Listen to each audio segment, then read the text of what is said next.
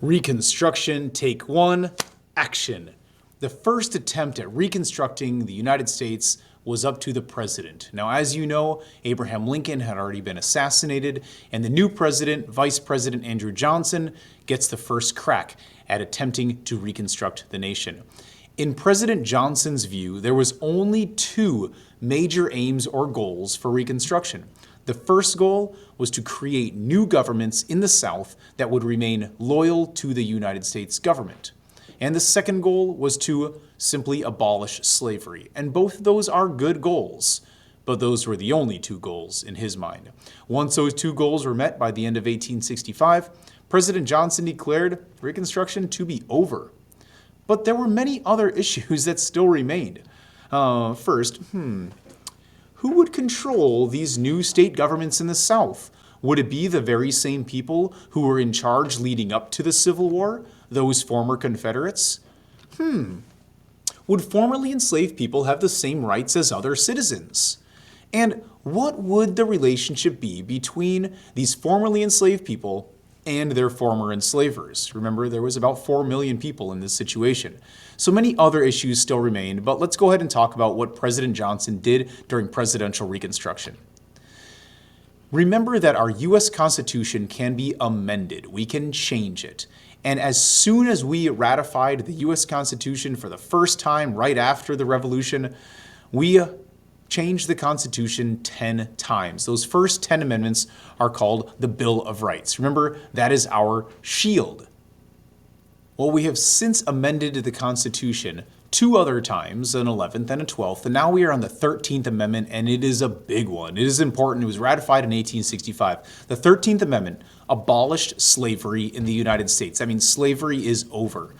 Now, what the Constitution actually says is neither slavery nor involuntary servitude, except as a punishment for crime, whereof the party shall have been duly convicted, shall exist within the United States or any other place subject to their jurisdiction. We'll break that down a little bit more in a moment, but what we should know is that the 13th Amendment was ratified abolishing slavery. Now, President Johnson's Reconstruction plan of bringing the southern states back into the Union and making them loyal to the U.S. government required 5 steps.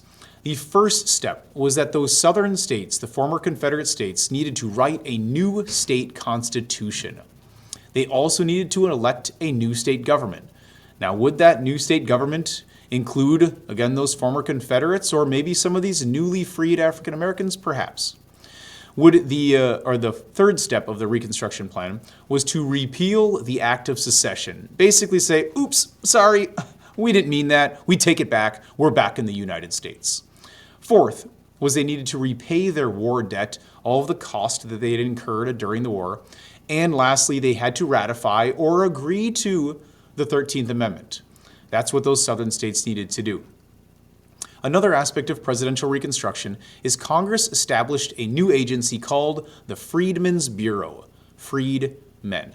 The Freedmen's Bureau was an agency designed to help these newly freed African Americans. Now, the Freedmen's Bureau did multiple things. One of those purposes was to provide food and medical care for freed men. What we have to realize and remember is that even though they are free, they do not have all of the things that you need in life. They have no place to live. They have no jobs. They have no means of making money to pay for their food and medical care. They do not have education. They do not have a way to get education. They do not own land. And so the Freedmen's Bureau was trying to help with those things that just humans should have. So providing food and medical care, arranging for jobs with good working conditions. It helped to provide some land that some of those freed men were able to get. And the most important and lasting purpose of the Freedmen's Bureau was educational help. And you can see right above me here is one of the freedmen's schools. Education is important. Education is power. And so that is one of the advantages of the Freedmen's Bureau. Now, during presidential Reconstruction, southern states, these former Confederate states, did pass a collection of laws that were absolutely racist called the Black Codes. And this collection of laws was designed to limit the rights of African Americans. Even though the United States government said slavery will be over, you still see, like you see over here, an institution that kind of still looks like slavery. And so we're going to talk about those black codes. The first purpose was to limit the rights of freedmen. Remember, in the South, they didn't want them to be on equal status to whites, and so they made sure that freedmen could not vote or serve on juries. And just like education is power, voting is power. And the black codes blocked that from happening. A second purpose of the black codes was to help farmers find workers to replace enslaved people.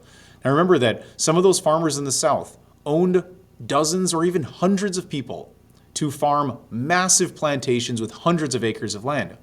And now those people are no longer enslaved and they don't have to work there any longer. And so the black codes helped those farmers find workers to replace enslaved people. Now let's think back to the 13th Amendment. It said, neither slavery nor involuntary servitude except as a punishment for crime. And this is a loophole. If somebody commits a crime, then they can be punished. And it is possible that involuntary servitude, or even a system similar to slavery, could be the punishment for the crime. And so as you see over in this image here, you see a whole group of people wearing these stripes, these prison garb, and it to me looks very much like a system of slavery. And so in order to help farmers find workers, they passed a law that said if freedmen did not have a job, they could be arrested and forced to work on plantations. That to me sounds very much like a system of slavery. They were also forced to work jobs requiring few skills, and they could not start businesses. A third purpose of the black codes is to treat freedmen as inferior, as less than. And so an example of that is segregation. Segregation is a separation of races in public places. And so segregation of whites and blacks made it so that freedmen were treated as inferior or as less than. Those are the black codes. You can see the three purposes again there. Well, President Johnson had those two major aims at the beginning of Reconstruction: create new governments in the South that would remain loyal to the U.S. government. Check. They finished that. And abolish slavery and ratify the 13th Amendment in all those states. Check. That means those two goals were met by the end of 1865. Let me remind you that the Civil War ended in April of 1865. President Lincoln was assassinated in April of 1865. And by the end of that very same year, President Johnson says, there we go, Reconstruction is done. It is over. But did we fix all of the property in the South? What about all the people that had damage? What about the economy? Is the economy fixed? What about families? Are they repaired? And what about African American citizenship? Were they even close to the full rights of citizenship for African Americans? I don't think those things were done. And Congress didn't think so either. The lawmakers said, this is not good enough. We are not satisfied. We'll take over Reconstruction from here. Reconstruction must continue.